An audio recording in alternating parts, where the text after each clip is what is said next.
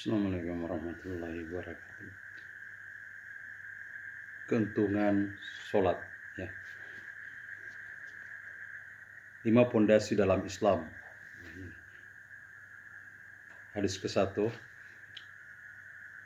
yang artinya dari Sayyidina Ibnu Umar radhiyallahu anhuma, ia mengatakan baginda Rasulullah Shallallahu alaihi wasallam bersabda, agama Islam dibangun atas 5 tiang, bersaksi bahwa tiada yang berhak disembah selain Allah Subhanahu wa taala dan Muhammad adalah hamba dan utusan Allah Subhanahu wa taala. Kemudian mendirikan sholat, membayar zakat, haji dan puasa pada bulan Ramadan. Hadis riwayat Bukhari Muslim dari kitab At-Targhib. Kelima hal di atas adalah asas-asas agama terbesar dan bagian yang terpenting. Agama Islam diibaratkan oleh baginda Rasulullah Shallallahu alaihi wasallam seperti sebuah kemah yang disangga oleh 5 tiang. Tiang tengahnya adalah kalimat syahadat dan 4 tiang lainnya adalah pendukung pada setiap penjuru kemah itu. Tanpa tiang tengah, kemah tersebut tidak akan dapat berdiri sama sekali. Jadi ini masalah keyakinan, ya, yakin kepada Allah dan Rasulnya, ya. Itu yang utama, makanya dia berada di tengah.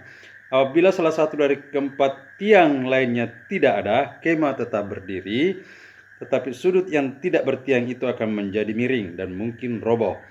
Berdasarkan hadis di atas, marilah kita melihat diri kita sendiri.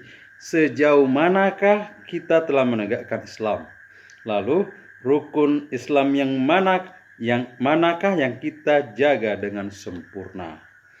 Kelima tiang dalam hadis di atas sangat penting sehingga ditetapkan sebagai asas-asas Islam. Oleh sebab itu, sebagai seorang muslim, penting sekali kita memperhatikan semuanya. Namun demikian, hal yang terpenting setelah iman.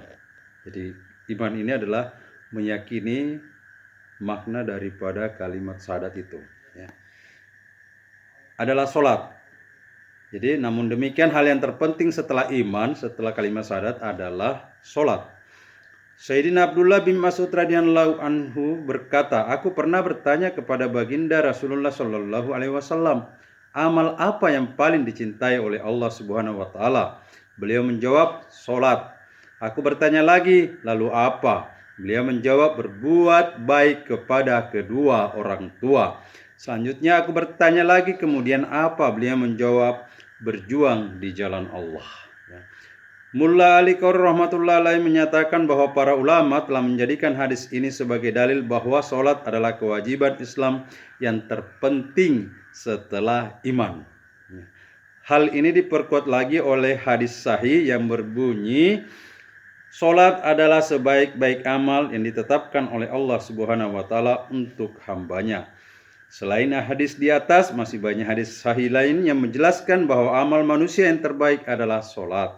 Dalam kitab Jami'us Shaghir disebutkan 5 orang sahabat yang telah meriwayatkan hadis di atas, yaitu Sayyidina Sauban, Sayyidina Ibnu Amr, Sayyidina Salama, Sayyidina Abu Umamah, dan Sayyidina Ubadah radhiyallahu anhum.